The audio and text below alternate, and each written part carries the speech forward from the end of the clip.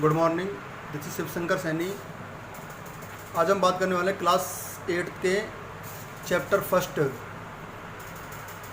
Crop production and management के कुछ next questions की।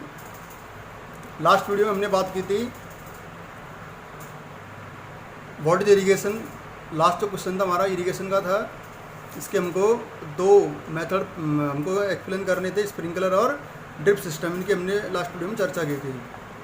आज इस वीडियो में हम बात करेंगे next question 7। If wheat is sown in the kharif season, अगर वीट को हम खरीफ सीजन में उगाते हैं व्हाट वुड हैपन, तो क्या होगा, डिस्कस कीजिए। अब देखो खरीफ सीजन की जनरली ये फसल है नहीं वीट की, ठीक है, इस सीज़न की है, रबी क्रॉप की है ये। रबी क्रॉप को हम जनरली कब उगाते हैं, अक्टूबर नवंबर के आसपास इसको उगाते हैं और मार्च के आसपास इसको काट लिया जाता है। यानी वीट रबी क्रॉप की क्रॉप है, रबी जो क्रॉप है उसकी उसी का पार्ट है। अगर इसको हम खरीफ सीजन में उगाएंगे तो क्या होगा, इसके हमको इसमें आंसर देना है। इसके आंसर की बात करें, if wheat is sown in kharif season then it cannot grow properly because the climatic conditions are not favorable for wheat। अगर हम खरीफ सीजन में उगाएंगे वीट को तो ये क्या है, प्रॉपरली ग्रोथ नहीं कर पाएगा अपनी। क्यों? क्योंकि जो क्लाइमेटिक कंडीशंस है वो इसके फेवर में नहीं होंगी, ठीक है, ये इसका रीज़न होगा। अगर हम इसको खरीफ सीजन में उगाएंगे तो ये प्रॉपरली नहीं उग पाएगा। नेक्स्ट क्वेश्चन है 8। Explain how soil gets affected by the continuous plantation of crops in a field। यानी अगर हम एक खेत के अंदर बार बार एक जैसे प्लांट की क्या कर रहे हैं, हम खेती कर रहे हैं, एक ही क्रॉप की खेती कर रहे हैं, ठीक है, तो सॉइल को कैसे अफेक्ट करेगी, इसको हमको समझाना है कि एक ही जैसी क्रॉप को उगाने पर वो किस तरह से अफेक्ट करती है सॉइल को। इसके आंसर की बात करते हैं।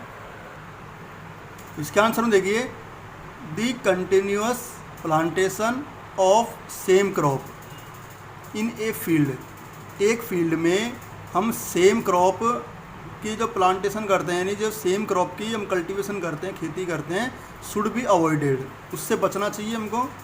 क्यों बचना चाहिए? Because this will result in the deficiency of nutrients in the soil. क्योंकि इससे मिट्टी के अंदर, सॉइल के अंदर कुछ न्यूट्रिएंट्स की कमी होने की प्रोबेबिलिटी बढ़ जाती है। किस तरीके से? जैसे सपोज कीजिए हमने हर बार क्या बो रहे हैं, वीट बो रहे हैं, और वीट को जनरली मान लीजिए किसी एक सब्सटेंस की ज़्यादा आवश्यकता है, जैसे मान लीजिए वाटर की ज़्यादा आवश्यकता है वीट को, ठीक है, तो वहाँ की जो सॉइल होगी, वहाँ की जो फील्ड होगी, उसमें वाटर की कमी हो जाएगी। बार बार हम उसी को उगा रहे हैं, तो इससे बचने के लिए हम क्या करना चाहिए, हमको बदलती हुई क्रॉप उगानी चाहिए, इससे कि हमको क्या करें, वाटर की क्वांटिटी बनी रहे सॉइल के अंदर, ठीक है, ये इसका रीज़न होगा। और कुछ न्यूट्रिएंट, जैसे न्यूट्रिएंट्स की कमी हो सकती है, जैसे मान लीजिए किसी प्लांट को या किसी क्रॉप को ओनली यूरिया की आवश्यकता है, तो यूरिया लेता रहेगा उससे, तो उसमें सॉइल के अंदर यूरिया की कमी हो जाएगी, ये भी रीज़न है इसका, ठीक है। तो हमेशा एक जैसी क्रॉप उगाने से कुछ न्यूट्रिएंट्स की कमी हो जाती है सॉइल के अंदर, इससे हमको बचना चाहिए, continuous plantation of same crop से। नेक्स्ट क्वेश्चन देखिए। नेक्स्ट क्वेश्चन है what are weeds, how can we control them, कि वीड्स क्या है और हम उसको कैसे कंट्रोल कर सकते हैं। इसके आंसर की बात करते हैं। देखिए, weeds are undesirable plants grown with the crop. Weeds undesirable plants हैं जो क्रॉप के साथ में उग जाते हैं। Weed can be removed by using weedicides. हम वीड को किस तरीके से हटा सकते हैं, कुछ वीडिसाइड्स आते हैं मार्केट में, उन वीडिसाइड को यूज करके, कुछ केमिकल्स हैं, उन केमिकल्स को यूज करके हम वीड्स को हटा सकते हैं। ये इसका आंसर होगा क्वेश्चन नंबर 9 का। नेक्स्ट क्वेश्चन देखते हैं।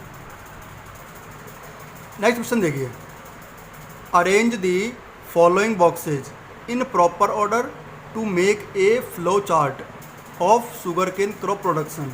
यानी इनको हमको फॉलोइंग जो स्टेप दे रखे हैं, हमको इसमें अलग अलग स्टेप दे रखे हैं और उसको हमको अरेंज करना है एक एग्रीकल्चर प्रैक्टिस के सही जो स्टेप होंगे, कि पहले नंबर पे कौन सा स्टेप आएगा, फिर लास्ट में कौन सा आएगा, इस तरीके से उनको अरेंज करना है हमको इसमें कुछ स्टेप दे रखे हैं जो प्रॉपर वे में नहीं है, उनको प्रॉपर वे में हमको अरेंज करना है। अभी तक जो क्वेश्चंस करवाए हैं आपको इस वीडियो के अंदर, उनको सबको स्क्रीनशॉट लेकर के नोट कर लेना। नेक्स्ट देखिए इसमें कौन कौन से स्टेप, जैसे पहला दे रखा है इसमें sending crop to sugar factory, crop को शुगर फैक्ट्री में भेज दिया जाता है, ठीक है। एक गन्ने की खेती के बारे में बात कर रहे हैं इसमें ना, शुगर केन की खेती के बारे में। फिर इरीगेशन दे रखा है second step, third step harvesting दे रखा है, फोर्थ दे रखा है सोइंग, फिफ्थ स्टेप दे रखा है हमको प्रिपरेशन ऑफ सॉइल, सिक्स है फिर प्लफिंग द फील्ड, और सेवन्थ है मैन्योरिंग। इनको हमको एक प्रॉपर वे में अरेंज करना है कि सबसे पहले कौन सा स्टेप आएगा, फिर लास्ट में कौन सा स्टेप आएगा, उसके अकॉर्डिंग। ये तो था क्वेश्चन, ठीक है। अब इसका आंसर की बात करते हैं।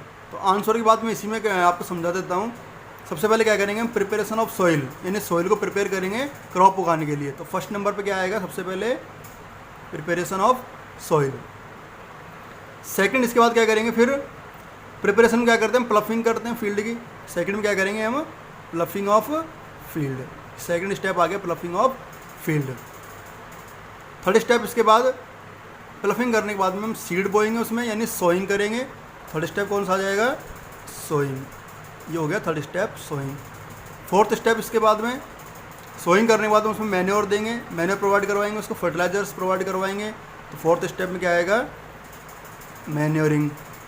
फिर उसकी इरीगेशन करेंगे, इरीगेशन यानी फिफ्थ स्टेप में कौन आ गया, इरीगेशन, ठीक है। इसके बाद में जब वो मैच्योर हो जाएगी तो हम उसको क्या करेंगे, हार्वेस्टिंग करेंगे।